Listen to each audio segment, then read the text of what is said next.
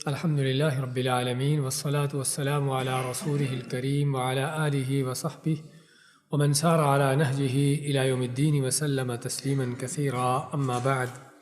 آج ہمارا اس کے بعد کا باب ہے، باب نمبر 10 یا 11، کہ جس میں جہاں غیر اللہ کے نام پر ذبح کیا جاتا ہو وہاں پر اللہ کے نام پر ذبح کرنا بھی جائز نہیں ہے۔ بڑا اہم باب ہے آج کا، صرف یہاں پر بات ذبح کی نہیں ہے، یہاں پر مسئلہ اس سے کہیں زیادہ اور وسیع ہے۔ وہ کیا ہے؟ باب کو تو یہ لکھا ہے کہ جہاں غیر اللہ کے نام پر ذبح ہوتا ہو وہاں پر اللہ کے نام پر بھی ذبح کرنا جائز نہیں۔ کیوں؟ اس میں 4 چیزیں ہیں۔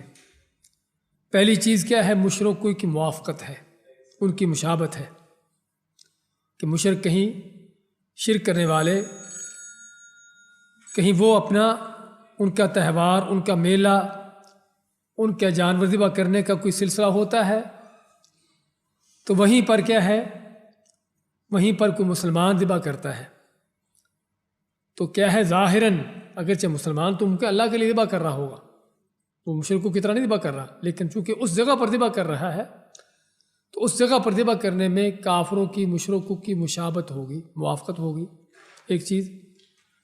دوسری چیز، ممکن ہے اگر اس کے دل میں نہیں کسی اور کے دل میں پیدا ہو کہ اس نے جانور یہاں پر ذبح کیا ہے، اس کا مطلب کہ یہاں پر ذبح کرنے کی کوئی خاص فضیلت ہے۔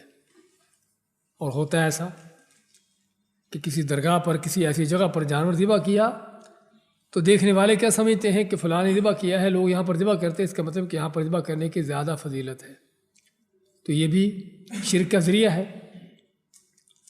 اسی طرح تیسری چیز کہ ان مشرکوں کی کثرت، ان کی تعداد بڑھانا، یعنی فرض کرو مشرک کہیں پر کوئی چیز کر رہے ہیں، مشرکانہ شرک کا کام کر رہے ہیں، اگر فرض کر میں بھی، آپ بھی، تیسرا چوتھا بھی وہاں پر جا کر کرتے ہیں تو کیا ہوگا؟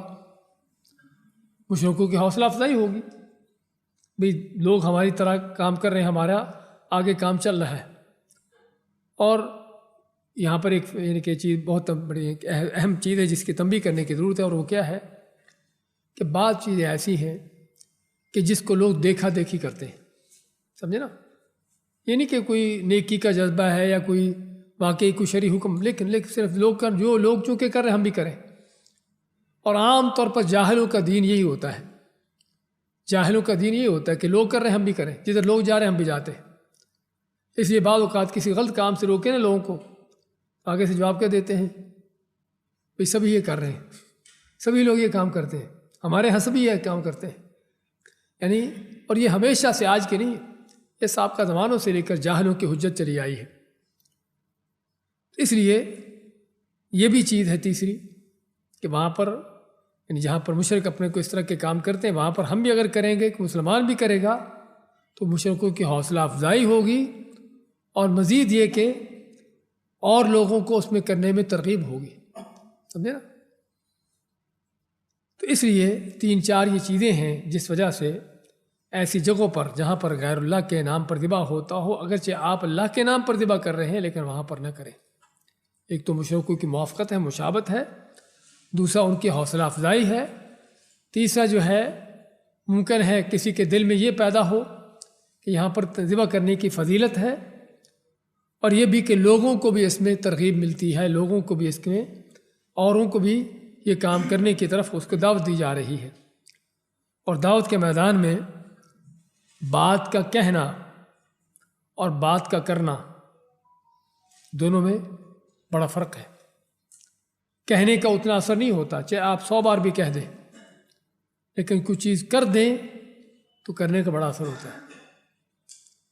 نبی کریم صلی اللہ علیہ وسلم صلح حدیبیہ کے موقع پر، واقعہ یاد ہوگا آپ کو کہ صلح حدیبیہ مکہ والوں سے، جو آپ نے مکہ میں کافروں کا قبضہ تھا، آپ عمرہ کے لیے آئے، مکہ والوں نے عمرہ نہ کرنے دیا، آپ اپنے اونٹ قربانی کے جانور ساتھ لائے تھے، تو اب کیا ہے، مکہ تو جا نہ سکے، آپ نے کیا فرمایا؟ لوگوں نے احرام پہنے ہوئے تھے کہ اپنے سر منڈوا لو، جانور ذبح کر دو اور احرام کھول دو، یہی تمہارا عمرہ ہے۔ کیسے لوگوں کا دل کیسے مطمئن ہو. مدینہ سے چلے تھے 10 دن کا سفر کر کے مکہ کے بارڈر پر حرم کے حدود پر بیٹھے ہوئے ہیں. اب آگے صرف چند قدم کے فاصلے پر بیت اللہ ہے, تو وہاں پر نہ پہنچے تو بغیر طواف کیے بغیر بیت اللہ پہنچے عمرہ ہو جائے گا. یہ تصور تو بڑا مشکل ہے. حالانکہ نبی کریم صلی اللہ علیہ وسلم فرما رہے ہیں کہ تم لوگ سر کے بال منڈوا لو, اپنے جانور ذبح کر دو, احرام کھول دو, تمہارا یہی عمرہ ہے. اللہ کے ہمارا عمرہ لکھ دیا گیا ہے. لیکن دلی طور پر ظاہری بات تسلی نہیں ہوتی. اب آپ لوگوں کو حکم دے رہے ہیں, لیکن لوگ, ایک فطری چیز ہے کہ آدمی اتنا لمبا سفر کر کے آیا ہو اور ایک عزم لے کے آیا ہے بیت اللہ جا رہے ہیں, جا کے عمرہ کریں گے, اور پھر ایسی چیز نہ ہو. تو لوگوں نے جیسے کہ آپ کی بات ماننے میں تھوڑی تاخیر کر دی, تردد کیا. آپ خیمے میں آتے ہیں, آپ کی زوجہ مطہرہ ہے ام سلمہ رضی اللہ تعالیٰ عنہ خیمے میں تھیں. جب دیکھا کہ آپ بڑے پریشان ہیں, غصے میں ہیں, پوچھا کیا ہوا. آپ میں لوگوں کو حکم دیتا ہوں, لوگ بات نہیں مانتے. کہ ان کو کہتا ہوں کہ اپنے جانور ذبح کر لو, سر منڈوا لو, تمہارا یہی عمرہ ہے, لیکن لوگ اس چیز کو ماننے کے لیے تیار نہیں ہو رہے. حضرت ام سلمہ فرماتی ہیں کہ آپ لوگوں کو کچھ نہ کہو, آپ نکلو باہر, جا کے حلاق کو بلاؤ, آپ کا سر مونڈے, اپنا جانور ذبح کر دو, اور دیکھو پھر کیا ہوتا ہے. حدیث کے الفاظ ہیں کہ آپ نے ایسا ہی کیا, اپنے جانور ذبح کر دیا, سر کے بال منڈوانا شروع کر دیے. اب لوگ جو ہیں جب دیکھا کہ آپ صلی اللہ علیہ وسلم نے یہ کام کر دیا ہے جو اب جس کا آپ ہمیں حکم دے رہے تھے, اب ان کو احساس ہوا کہ ہم لیٹ کیوں ہو گئے, آپ کا حکم اس ماننے میں تاخیر ہم نے کیوں کر دی. تو حدیث کے الفاظ ہیں کہ لوگ اس انداز سے تیزی کے ساتھ ایک دوسرے کے سر مڑنا شروع کر دیے کہ جیسے ممکن ہے سر کاٹ دیں گے. سمجھے نا؟ میں صرف آپ کو مثال دینا چاہتا تھا کہ بات کہنے کا وہ اثر کبھی نہیں ہوتا جو چیز کرنے کا ہوتا ہے. آپ 100 بار بھی کوئی چیز بات کہہ دیں نا, ممکن نہ سنے کو توجہ دے نہ دے, مانے نہ مانے, لیکن آپ وہ چیز کر کے لوگوں کو دکھا دیں تو اس کا بڑا اثر ہوتا ہے. اسے یہاں پر وہی بات ہو رہی کہ مشرکوں کی جگہوں پر اس طرح کے کام کرنا لوگوں کو ایک دعوت ہے کہ آؤ بھی تم بھی یہ کام کرو. اس لیے اسلام نے ہر وہ رستہ بند کر دیا ہے جس میں شرک کا شبہ بھی پیدا ہوتا ہے. اگر آپ سے پوچھا جائے کہ عصر کے بعد نفل پڑھنا منع ہے, فجر کے بعد سورج نکلنے تک نفل پڑھنا منع ہے, کیوں منع ہے, کس وجہ سے؟ ہاں جی, سورج کے پجاری اس وقت سورج کو سجدہ کرتے ہیں جب سورج طلوع ہوتا ہے یا سورج غروب ہوتا ہے نا, تو سورج کے پجاری اس کو سجدہ کرتے ہیں. اب کوئی کہنے والا کہے وہ سورج پجاری کرتے ہوں گے, ہم تو مسجد میں نماز پڑھ رہے ہیں, ہمیں کیا مشکل ہے, ہم تو مسلمان ہیں, ہم کوئی سورج کے پجاری تو نہیں ہے, اور ہم سورج کو دیکھ بھی نہیں ہوتے ہیں, مسجد کے اندر ہیں. لیکن چونکہ اس وقت یہ مشرک کام کر رہے ہیں, ہمیں اس وقت سجدہ کرنے سے منع کر دیا. اگر نفل سجدہ ہے, ہاں فرض ہے وہ چیز کرنا ہے, لیکن نفل ہے, اسے منع کر دیا کہ تم یہ کام نہ کرو, کہ تاکہ کہیں ظاہراً بھی مشرکوں کی موافقت نہ ہو جائے.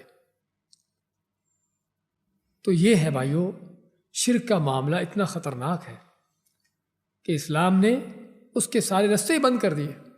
کوئی ایسا کام کرو ہی نہ کہ جس وجہ سے تم شرک میں جا پڑو, یا شرک کا کچھ شائبہ پیدا ہو جائے. آگے ہم پڑھیں گے آگے چل کر قبروں کے حوالے سے خصوصاً ان کے معاملات کیسے ہیں, تصویروں کے حوالے سے, فوٹو کے حوالے سے, ان چیزوں کے بارے میں پڑھیں گے آگے چل کر کہ اس میں اس قدر سختی کیوں کی گئی ہے. اسی لیے کیونکہ یہی شرک کے دروازے ہیں کہ جہاں سے آگے شرک کے شروع ہوتا ہے.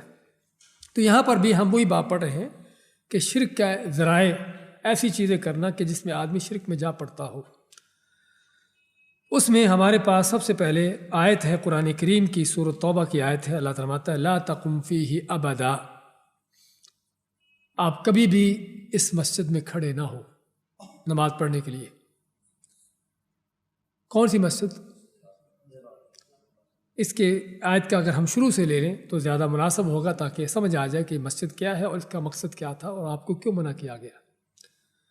اللہ تعالیٰ والذین اتخذوا مسجدا ضرارا وکفرا وتفریقا بین المؤمنین وارصادا لمن حارب اللہ ورسولہ, کہ وہ لوگ جنہوں نے مسجد ضرار بنائی، مسجد بنائی ضرارن نقصان دینے کے لیے، ضرار کے معنی غرض نقصان، و کفرن اور کفر پھیلانے کے لیے، و تفریقا بین المؤمنین اور مسلمانوں کے اندر فرقہ بازی اختلافات پیدا کرنے کے لیے، و ارصاد لمن حارب اللہ و رسولہ من قبل اور اس دشمن کے لیے گھات کے طور پر جو اللہ سے اس کے رسول سے پہلے سے جنگ کرتا جا رہا ہے۔ اللہ نے 4 بڑے مقصد بیان کیے اس مسجد کے۔ تھی کیا؟ مسجد، نام مسجد ہے۔ آج کا درس ہمارا بڑا اہم، میں چاہتا ہوں کہ غور سے سنیے۔ تھی مسجد، نام مسجد اس کا، لیکن مسجد کے پیچھے مقاصد کیا ہے ذرا غور سے سنیے۔ قرآن میں اللہ فرماتا ہے مسجدن ضرارن، مسجد کو کس چیز کی؟ نقصان پہنچانے کے لیے۔ دوسرا کیا ہے مقصد؟ کفرن، کفر پھیلانے کے لیے۔ حالانکہ مسجد تو توحید پھیلاتی ہے، ایمان ہوتا ہے اس میں، تو وہاں پر تو امن و سلامتی کا پیغام ہوتا ہے، لیکن یہاں پر نقصان، یہاں پر کفر۔ اور مسجد لوگوں کو اکٹھا کرنے کے لیے ہوتی ہے، اور یہ مسجد جو بنی تھی کس لیے؟ تفریقا بین المؤمنین، کہ مسلمانوں کے اندر تفرقہ بازی اختلافات پیدا کرنے کے لیے، وَإِرْصَادًا لِمَنْ حَارَبَ اللَّهَ وَرَسُولَهُ۔ اور جو چوتھا مقصد بیان کیا وہ کیا ہے؟ کہ ایک دشمن تھا، وہ آپ کے زمانے میں منافقوں میں اس کا شمار ہوتا تھا، لیکن کافر تھا وہ، تو وہ آتا تھا شام کی طرف سے مدینہ میں، اور آ کر منافقوں کے ساتھ مجلسیں کرتا، میٹنگیں کرتا، مسلمانوں کے خلاف سازشیں کرنے کے لیے۔ تو یہ مسجد انہوں نے کس لیے بنائی؟ تاکہ یہ ان کا پارلیمنٹ ہو، وہاں پر یہ منافق اس بے ایمان کے ساتھ اکٹھے ہو کر مل کر اسلام کے خلاف، آپ صلی اللہ علیہ وسلم کے خلاف سازشیں کرے۔ یہ 4 بڑے گھنونے مقصد اس مسجد کے، نام مسجد ہی اس کا۔ اب منافقوں نے مسجد بنائی، اور یہ ابھی مسجد قباء جو ہے نا، اس کے قریب ہی، اسی محلے میں تقریباً یہاں پر قریب یہ مسجد بنائی گئی تھی۔ تو مسجد بنائی انہوں نے، اور آپ صلی اللہ علیہ وسلم کے پاس آئے، آ کے کہنے لگے کہ ہم نے اس طرح اپنے محلے میں مسجد بنائی ہے تاکہ کبھی بارش کا وقت ہوتا ہے، ہم مسجد نبوی میں نہیں آ سکتے، دور نہیں جا سکتے، چلو قریب مسجد میں نماز پڑھ لیا کریں گے، کبھی کوئی بیمار ہوتا ہے چلو وہاں پر نماز پڑھ لے گا۔ اس طرح کے عذر بہانے پیش کیے کہ ہمارا مسجد بنانے کا مقصد یہ ہے۔ اسی بات اللہ تعالیٰ وَلَيَحْلِفُنَّ إِنْ أَرَدْنَا إِلَّا الْحُسْنَى، کہ قسمیں کھائیں گے بڑی کہ ہم نے ہمارا مقصد بہت اچھا تھا۔ تو اس طریقے سے آپ کو دھوکہ دینے کی کوشش کی کہ ہم نے مسجد بنائی ہے تاکہ بیماروں کے لیے، اس طرح کے لوگوں کے لیے، کمزوروں کے لیے۔ تو آپ آئیے اور آ کر اس مسجد میں نماز پڑھ لیں، تاکہ کیا ہو، اس مسجد کا ایک اس کو شرعی حیثیت مل جائے، اس کا ایک افتتاح، اوپننگ ہو جائے، سمجھے نا؟ اب کوئی شک نہیں کہ اللہ کے نبی صلی اللہ علیہ وسلم اگر آ کر وہاں نماز پڑھ لیتے تو لوگ سبھی کیا سمجھتے کہ واقعی مسجد صحیح ہے، ابھی اللہ کے نبی صلی اللہ علیہ وسلم نماز پڑھی ہے۔ تو منافقوں کا یہ مقصد تھا۔ تو آپ کے پاس آئے یہ مطالبہ لے کر کہ آپ آئیے اس مسجد میں اور آ کے نماز پڑھ لیجئے، تاکہ ہماری مسجد کو ایک آپ کی وجہ سے جو ہے وہ کہ شرعی حیثیت مل جائے گی۔ اب آپ کو پتہ نہیں کہ مسجد کے پیچھے کیا مقاصد ہیں، آپ کو پتہ نہیں تھا۔ آپ نے کیا فرمایا؟ ان کو کہا بھی ابھی تمہیں جنگ تبوک کی تیاری کر رہے تھے آپ، جنگ تبوک روم کے خلاف، جو اس وقت کی زمین کی سپر پاور تھی، اس کے خلاف جنگ تھی، اور بڑی خطرناک جنگ تھی، بہت بڑی تیاری کی ضرورت تھی۔ تو آپ مان لیں گے کہ میں تو ابھی جنگ کی تیاری میں ہوں، تو جب ہم جنگ سے واپس آئیں گے، تبوک سے واپس آئیں گے، تو پھر میں آپ کے پاس آؤں گا۔ آپ نے وعدہ کر لیا ان سے، کیونکہ پتہ نہیں تھا۔ اب ہوتا کیا ہے، آپ جاتے ہیں تبوک، لمبا سفر تبوک کا، وہاں سے واپس آتے ہیں، حدیث کے الفاظ ہیں کہ جب مدینہ کے قریب پہنچ چکے، تقریباً 1 دن کا، 1 رات کا فاصلہ باقی رہ گیا، اس وقت یہ آیت نازل ہوئی۔ یہ آیت جو بھی آپ سن رہے ہیں نا، اس وقت یہ آیت نازل ہوئی آپ صلی اللہ علیہ وسلم کے اوپر، اور اللہ نے آپ کو بتایا کہ وہ مسجد کیا ہے، اس مسجد کے کیا مقاصد ہیں، کہ اس کا مقصد جو ہے مسلمانوں کو نقصان دینا، ان میں اختلافات پیدا کرنا، کفر پھیلانا، اور اس دشمن کے لیے گھات کے طور پر ایک جو ہے اس کے لیے ایک ٹھکانے کے طور پر سب تیار ہو رہی ہے، اس کا مورچہ بن رہا ہے۔ تو آپ کو جب پتہ چلا، آپ نے یہ نہیں کہ چلو مدینہ جا کے پھر کارروائی کریں گے۔ حدیث کے الفاظ ہیں آپ نے وہیں سے 2 آدمی کو بھیجا، جہاں پر مدینہ کے باہر ابھی رکے تھے نا، ابھی تھوڑا فاصلہ تھا مدینہ سے، وہیں سے آپ نے 2 آدمیوں کو بھیجا اور حکم دیا کہ جاتے ساتھ ہی مسجد کو گرا دو اور اس کو آگ لگا دو، اس مسجد کو گرا دو اور اس کو آگ لگا دو۔ کس لیے؟ یہ بہت بڑا سبق ہے بھائیو جو ہمیں یہاں پر سیکھنا ہے۔ کیا ہے کہ بعض اوقات ہم ناموں سے دھوکہ کھاتے ہیں، بھئی یہ تو مسجد ہے نا، یہ تو یہ ہے، ہم مسجد کو دیکھیں مسجد تو ہے لیکن اس کے پیچھے مقصد کیا ہے؟ افسوس کی بات ہے کہ آج ایک نہیں اس طرح کی کتنی مسجدیں زرار ہیں کہ جہاں پر توحید کی بجائے شرک پھیلایا جاتا ہے، جہاں پر سنت کی بجائے بدعات وہاں پر لوگوں کو سکھائی جاتی ہیں۔ ابھی پاکستان میں قربانی کی عید پر پچھلے سال 2 آدمی قتل ہوئے، آپ نے سبھی نے خبر وہ سنی ہوگی، میڈیا میں مشہور ہوئی تھی خبر۔ ایک جگہ پر قربانی کے دن، عید کے دن کیوں قتل ہوئے تھے؟ کہ کسی مولوی نے کہا کہ غیر اللہ کے نام پر ذبح کرنے ہیں جانور، انہوں نے کہا بھی غیر اللہ کے نام پر ذبح نہیں ہوتا، جس طرح کہ ہم پڑھا تھا صاحب کا باب میں کہ غیر اللہ کے نام پر ذبح کرنا یہ شرک ہے، گناہ ہے۔ انہوں نے کہا کہ نہیں، غیر اللہ کے نام پر ذبح نہیں ہوتا۔ مولوی نے ان کو بھڑکایا، اپنے جماعت والوں کو، اپنے لوگوں کو، بھی یہ کافر ہیں، یہ فلاں ہے، یہ فلاں ہے۔ یہ کہاں پر بھڑکایا جا رہا ہے؟ مسجد میں۔ مسجد میں یہ تعلیم مل رہی ہے کہ یہ فلاں فلاں ہیں، ایسے ایسے ہیں، ان کو قتل کرنا بڑی نیکی ہے، اور اٹھا کوئی سر پھرا جا کے قتل کر دیا ان دونوں کو۔ اور یہ واقعہ کوئی ایک نہیں، آئے دن اس طرح کے واقعات ہمارے ملکوں میں ہوتے رہتے ہیں، سمجھے نا؟ کوئی قتل ہوتا ہے، کسی کا گھر جلتا ہے، کوئی اور اس طرح کا کام ہوتا ہے۔ یہ کہاں سے تعلیم ملتی ہے؟ یہ ایسی ہی جگہوں سے جن کو مسجد کا نام دیا جاتا ہے، وہیں سے کوئی گمراہ کن قسم کا مولوی ہوگا کہ جس کے مزاج کے خلاف، اس کے شرک کے خلاف کو کسی نے بات کہہ دی ہوگی، ہاں بھی اس کو قتل کرو، اس کو قتل کرنا بہت بڑی نیکی ہے۔ اور اس طرح سے قتل و غارت ہو رہی ہے، لوگوں کے گھر جل رہے ہیں اور آبادیاں تباہ ہو رہی ہیں اس جہالتوں کی وجہ سے۔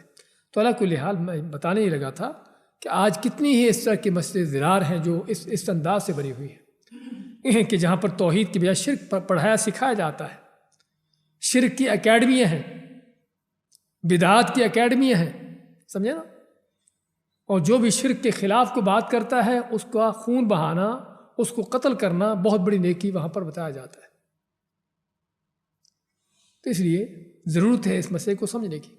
ہم بعض اوقات دینی جذبے سے، نیکی کے جذبے سے ہم فنڈ بھی دیتے ہیں اس طرح کے مسجدوں کو، یہ مسجد ہے بھی فنڈ دو، لیکن دیکھو بھی وہاں پر ہو کیا رہا ہے، وہاں کس چیز کی تعلیم دی جا رہی ہے؟ کیا واقعی توحید، قرآن و سنت وہاں پر سکھایا جا رہا ہے؟ نبی کریم صلی اللہ علیہ وسلم کے طریقے منہج پر لوگوں کو وہاں پر ان کی تربیت ہو رہی ہے؟ پھر تو عین مسجد ہے، اس کی خاطر اپنی جان بھی قربان کیجیے، سمجھے نا؟ لیکن اگر وہاں پر معاملہ اس کے برعکس ہے، وہاں پر شرک پھیلایا جا رہا ہے، شرک کی تعلیم دی جا رہی ہے، لوگوں کو قرآن و حدیث کے خلاف بھڑکایا جا رہا ہے، قرآن و حدیث سے ہٹ کر ان کو اور چیزیں پڑھائی جا رہی ہیں، اور جو قرآن و حدیث پر چلنے والے ہیں ان کے خلاف دلوں میں نفرت، بغض، حسد بھرا جا رہا ہے۔ ہاں، یہ مسجدوں کے کردار ہے، یہ بات ہمارے مجلسوں کے کردار۔ میری باتیں کہنے کا مقصد یہ نہیں کہ ہم مسجدوں سے متنفر ہو جائیں، لیکن دیکھنے کی بھائیو ضرورت ہے کہ یہ مسجد کے نام سے جو چیز کھڑی ہے، یہ مدرسے کے نام سے جو وہاں پر ہو کیا رہا ہے، کس چیز کی تعلیم دی جا رہی ہے، کیا تربیت ہو رہی ہے۔ تو اس لیے آپ نے بغیر کسی تاخیر کے آدمیوں کو بھیجا، کہا فرمایا کہ جا کر مسجد کو گرا دو، اس کو آگ لگا دو، ایک لمحے کے لیے برداشت نہ کیا۔ تو اللہ نے کیا فرمایا؟ لا تقم فیہ ابدا، آپ کبھی بھی اس مسجد میں کھڑے نہ ہو۔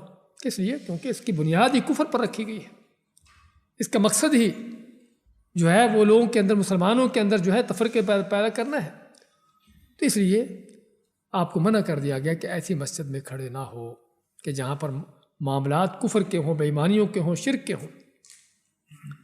اسی طرح آگے حدیث ہے، اور آج ایک کی آیت اور ایک کی حدیث ہے، لیکن دونوں ہی بڑی اہم ہے۔ حدیث اور بھی زیادہ واضح ہے اس موضوع پر۔ ثابت بن الضحاک رضی اللہ تعالیٰ عنہ صحابی ہیں، روایت کرتے ہیں نظر رجل ان یذبح ابلا ببوانہ، کہ ایک آدمی نے نظر مانی.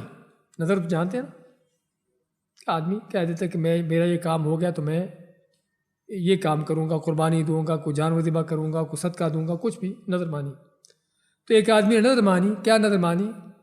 ان یذبح ابلا ببوانہ. بوانا جگہ کا نام ہے، مدینہ کے آگے ساحل سمندر کے ساتھ، اب بھی موجود ہے جگہ اسی نام سے. تو اس جگہ پر اس نے نظر مانی کہ میں اونٹ ذبح کروں گا. اس جگہ پر ذبح کرنے کی نظر مانی. تو اللہ کے نبی صلی اللہ علیہ وسلم سے اسے پوچھا کہ میں اپنی نظر پوری کروں یا نہ کروں. آپ نے اس سے 2 سوال کیے. پہلا سوال کیا تھا؟ حل کان فیہا وثن من اوثان الجاہلیت یعبد، کیا وہاں پر کوئی جاہلیت کے زمانے کا بت تو نہیں جس کی پوجا کی جاتی تھی؟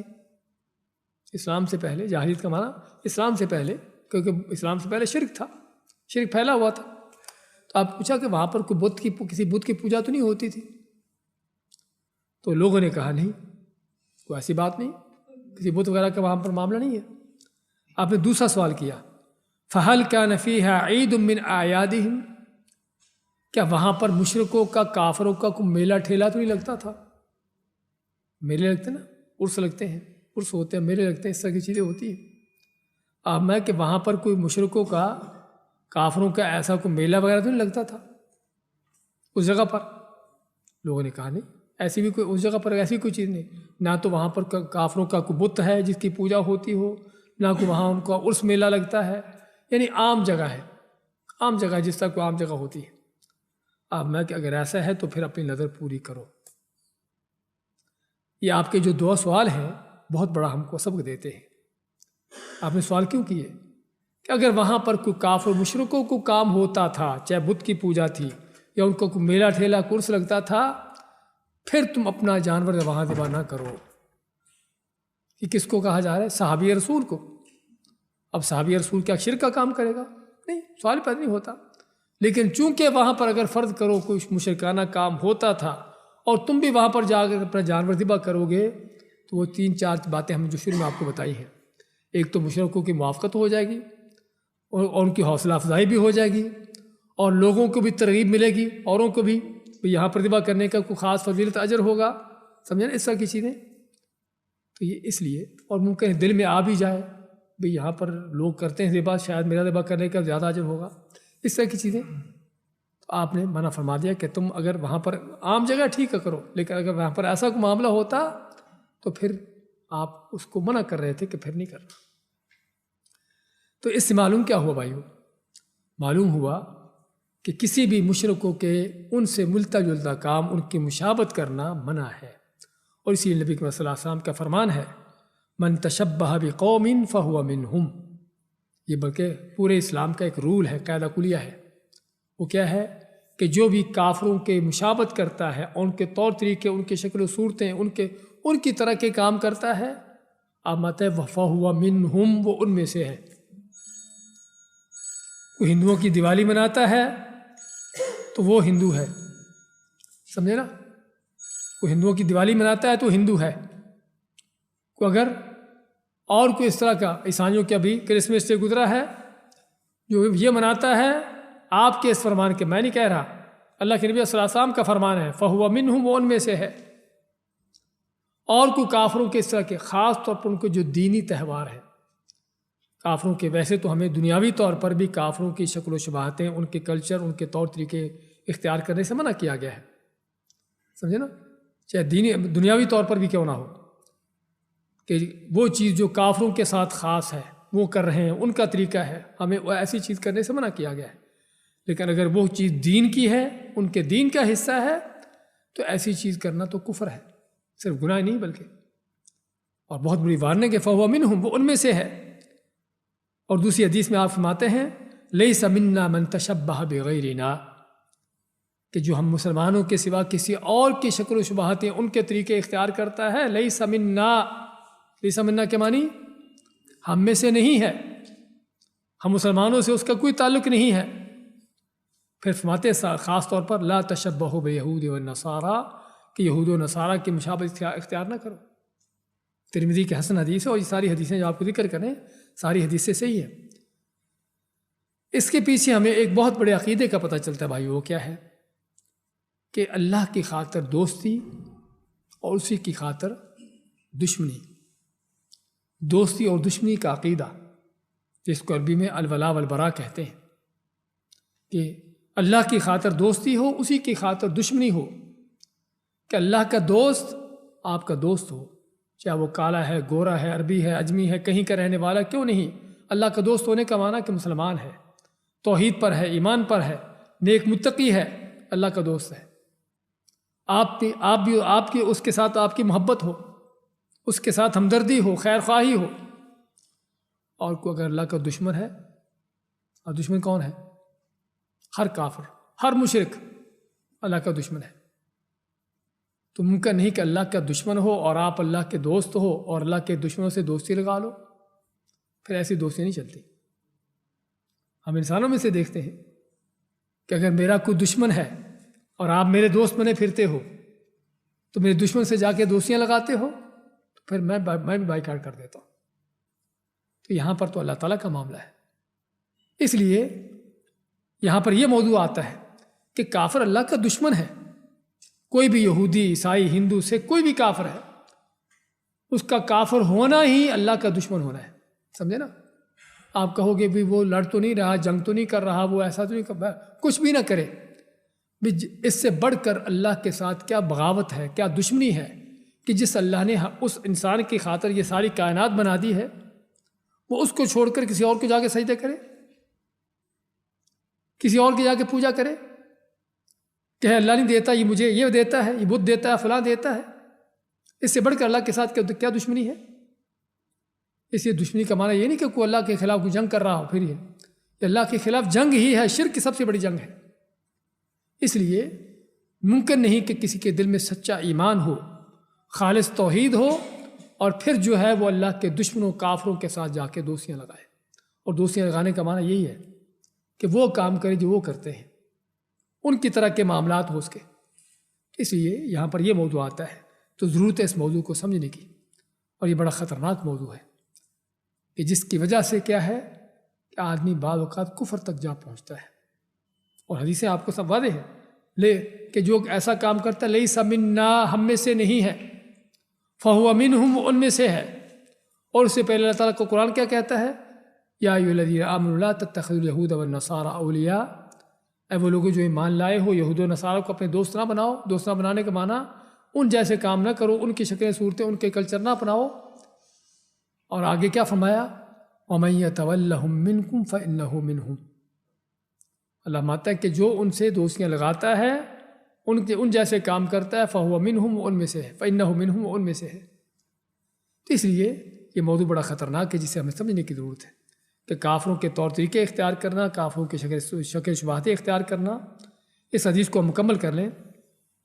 آپ نے جب پوچھا نا اس آدمی سے یہ دو چیزیں، تو لوگوں نے بتایا کہ نہیں، عام جگہ ہے، نہ تو وہاں پر کافروں کا کوئی بت ہے اور نہ ہی کافروں کا کوئی میلہ لگتا ہے، کوئی ایسی چیز بھی نہیں ہے۔ تو پھر آپ میں کہ اپنی نظر کو پورا کرو، وہاں پر جانور ذبح کر لو، مشکل نہیں ہے۔ پھر آپ ماتے ہیں فَإِنَّهُ لَا نَذْرَ فِي وَفَاءٍ لِنَذْرٍ فِي مَعْصِيَةِ اللَّهِ، أَوْ لَا وَفَاءَ لِنَذْرٍ فِي مَعْصِيَةِ اللَّهِ، کہ اگر اللہ کی نافرمانی ہوتی ہو تو پھر نظر پوری نہیں کی جاتی۔ یعنی فرض کریں اگر وہاں پر کوئی مشرکانہ کام ہوتا اور اس آدمی نظر مانی ہوئی تھی، تو کیا حکم ہے کہ نظر پوری نہیں کرنا۔ یعنی دوسرے الفاظ میں آپ کے یہ کہیے کہ جو بھی کام غلط ہو، گناہ کا کام ہو، گناہ کے کام کی نظر مان لی کہ میں یہ کام کروں گا، اور پتہ نہیں تھا، پہلے پتہ چل گیا کہ کام گناہ کا ہے، تو نظر پوری نہیں کی جائے گی۔ یہ نہیں کہو کہ میں تو نظر مانی ہے ابھی، اب کیا کروں، پوری کرنا پڑے گی، نہیں۔ اگر گناہ کا کام ہے تو اس کی نظر پوری نہیں کی جائے گی۔ آپ ماتے ہیں لا وفاء لنذر فی معصیۃ اللہ، کہ ہر وہ کام جس میں اللہ کی نافرمانی ہوتی ہو اس میں نظر پوری نہیں کی جاتی۔ ولا فی ما لا یملک ابن آدم، اور ایسے ہی وہ نظر بھی پوری نہیں کی جاتی کہ جو انسان کی ملکیت میں نہ ہو۔ مثلا میں کہوں کہ میرا کام ہو گیا تو طارق بھائی گاڑی جو ہے میں صدقہ کر دوں گا، کیا خیال ہے؟ گاڑی دوسرے آدمی کی میری نہیں ہے، ہاں جی، تو پوری ہوگی نظر؟ یہ نظر پوری نہیں ہوگی. اپنی گاڑی کی کروں پھر تو صحیح ہے، لیکن دوسرے کی گاڑی کی نظر مان لی کہ اس کی گاڑی صدقہ کر دوں گا، سمجھے نا، اس کا گھر بیچ دوں گا، تو یہ نظر پوری نہیں ہوگی. تو خیر یہ ہمارا آج کا باب. اس میں ہم دیکھتے ہیں چند مسائل ہیں کہ آیت کی ہمیں سمجھ آئی لا تقم فیہا بدن، اور بسا اوقات اللہ تعالیٰ کی اطاعت یا نافرمانی زمین پر بھی اثر انداز ہوتی ہے. دیکھیے بھائی بڑا اہم مسئلہ ہے کہ جہاں پر مشرکانہ کام ہوتے ہیں، شرک کے کام ہوتے ہیں، اگرچہ وہ زمین ہی ہے، اللہ کی بنائی زمین ہے، لیکن وہاں پر کفر کے، شرک کے، گناہوں کے کاموں کی وجہ سے وہ زمین بھی بری ہو جاتی ہے، اس پر ایک اثر پڑ جاتا ہے. سمجھے نا؟ آپ قوم سمود کی بستیوں سے گزرے، قوم سمود کہاں پر ہے؟ ان کی بستیاں کہاں پر ہے؟ یہ آپ اگر مدینہ سے تبوک کی طرف جاتے ہیں نا تو رستے میں ہے، سعودیہ میں ہے. مدائن صالح کے نام سے جانی جاتی ہیں آج وہاں پر مکان، پہاڑوں کے اندر کھودے ہوئے ان کے مکان موجود ہیں. تو آپ وہاں سے گزرے تو چونکہ اس قوم کے اوپر اللہ کا عذاب آیا تھا، قوم سمود ہلاک ہوئی تھی، تو آپ نے خود بھی تیز ہوئے اور صحابہ کو وہاں سے تیزی سے گزرنے کا حکم دیا، اور فرمایا کہ ایسی قوموں کے پاس، ایسے علاقوں سے جب گزرو، پہلی بات تو، اور ہی اس علاقے میں اگر گزرو تو روتے ہوئے، اللہ کے عذاب سے ڈرتے ہوئے گزرو. تو اس لیے بعض کا زمین کے اوپر بھی کسی کے گناہوں کا اثر ہوتا ہے. تیسرا مسئلہ، کوئی مشکل مسئلہ سمجھانے کے لیے صورت مسئلہ کو اچھی طرح واضح کرنا چاہیے تاکہ کسی قسم کا اشکال نہ رہے.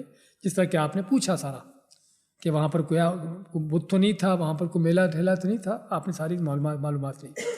چوتھا مسئلہ، مفتی سائل سے حسب ضرورت متعلقہ تفاصیل اور وضاحتیں طلب کر سکتا ہے.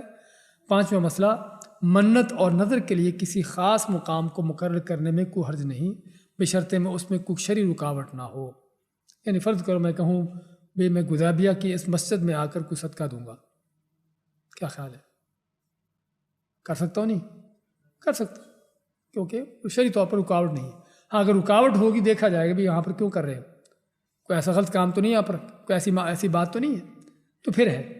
تو اس لیے کسی خاص جگہ کو مقرر کرنا نظر پوری کرنے کے لیے جائز ہے، مشکل نہیں ہے. چھٹا مسئلہ، جس مقام پر کوئی وثن بت ہو وہاں پر نظر پوری کرنا یا کوئی دوسری عبادت بجا لانا منع ہے، خواہ اب بت وہاں سے ختم بھی کیوں نہ کر دیا گیا ہو.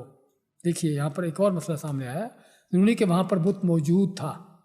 آپ نے ہلکانا تھا وہاں پر کسی وقت بت، کسی وقت وہاں پر پوجا ہوتی تھی بت کی، لیکن معروف ہے وہ جگہ کہ یہاں پر یہ بت تھا، ورنہ تو آپ کہیں گے بھی وہاں پر پتہ ہر جگہ پر کوئی نہ کوئی بت تھے، خصوصاً ہمارے پاک ہندوستان میں. تو آپ کے گھر جہاں پر آپ رہ رہے وہاں پر پہلے کوئی ہندو رہتا ہوگا، کیا خیال ہے؟ تو بتوں کی پوجا ہوتی ہوگی وہاں پر. اس لیے بات ایسی جگہ کی جو جگہ معروف ہو کسی چیز کے ساتھ کہ یہاں پر فلاں بت تھا، یہاں پر کوئی میلہ لگتا تھا، یہاں یہ ہوتا تھا، ورنہ تو ہر جگہ پر کوئی نہ کوئی ایسی چیزیں ہوتی رہی. تو اگر کوئی ایسی چیز ہے تو پھر وہاں پر کوئی نیکی کا کام، کوئی عبادت نہیں کی جائے تاکہ مشرکوں کے ساتھ مشابہت نہ ہو جائے. اسی طرح آٹھواں مسئلہ، اگر کسی نے مشرکین کے بت یا تہوار والی جگہ کی نظر مانی ہو تو اسے پورا کرنا جائز نہیں، کیونکہ یہ نافرمانی کی نظر ہے کہ جو ناجائز ہے. نواں مسئلہ، مشرکوں کے تہواروں میں شریک ہو کر ان کی مشابہت سے بچنا چاہیے اگرچہ ان کی مشابہت کا قصد اور ارادہ نہ بھی ہو. بہت اہم مسئلہ ہے جس کا ہم نے پہلے اشارہ کیا ہے کہ اگر اس شخص کو صرف اس جگہ پر اونٹ ذبح کرنے سے منع کر دیا جاتا اگر وہاں پر کوئی مشرکانہ کام تھا، تو کیا خیال ہے کہ خود ہی جا کے مشرکوں کے ساتھ شامل ہو جائے، کرسمس ڈے منائے، بیٹھ کے ان کے ساتھ مل کے کیک کاٹے، کوئی دیوالیاں منائے، اور کوئی مشرکوں کے اس طرح کے کاموں میں جا کے شریک ہو جائے، یا شریک نہ ہو، الگ سے ان کا وہ کام جو وہ کر رہے ہیں وہی کام کرنا خود شروع کر دے. یعنی اگر ہمیں منع کیا گیا ہے کہ مشرکوں کی ایسی جگہوں پر جا کر اللہ کی خاطر کوئی کام کرنا منع ہے، تو چاہیے کہ مشرکوں کا کام کرنا شروع کر دیں، جو آج کے بہت سے مسلمان کر رہے ہیں. اور اسی علماء کہتے ہیں کہ ایسے لوگوں کے کفر کے خطرہ ہے. اگر وہ جاہل ہیں تو ان کو سمجھایا جائے، اگر ان کو پتہ ہے تو کافر ہو سکتے ہیں. 10واں مسئلہ، جو نظر اللہ تعالیٰ کی نافرمانی پر مشتمل ہو باطل ہے. اور 11واں مسئلہ، جو کام انسان کی ملکیت اور اختیار میں نہ ہو اس کی نظر ماننا بھی ناجائز اور غلط ہے. تو یہ تھا آج کا ہمارا باب اور اس کے چند مسائل کہ جس میں ہم نے اہم مسئلہ دیکھا کہ ایسی چیز کرنا جو کافروں سے ملتی جلتی ہو، جس میں کافروں کی مشابہت ہو، اس سے بھی منع کیا گیا۔ کیوں؟ کس لیے؟ کیونکہ شرک کا ذریعہ ہے، یہ شرک کا رستہ ہے، مشرکوں کی مشابہت ہے، ان کا حوصلہ افزائی ہے۔ اس لیے مسلمان حقیقت میں امت مسلمہ جو ہے، مسلمان امت جو ہے، اپنی ہر چیز میں، اپنے عقیدے میں، اپنی عبادت میں، ہر چیز میں منفرد ہے۔ اس کو کسی کے پیچھے چلنے کی ضرورت نہیں ہے۔ اس کو قرآن و سنت میں اللہ اس کے رسول صلی اللہ علیہ وسلم نے وہ تعلیمات دے دی ہیں کہ جو اس کی رہنمائی کے لیے کافی ہیں۔ اس لیے مسلمان ہو کر پھر ہم کافروں جیسے ان کے پیچھے چلیں، ان کے طور طریقے اختیار کریں، حقیقت میں مسلمان کو لائق نہیں ہے۔ بارک اللہ فیکم، جزاکم اللہ خیر۔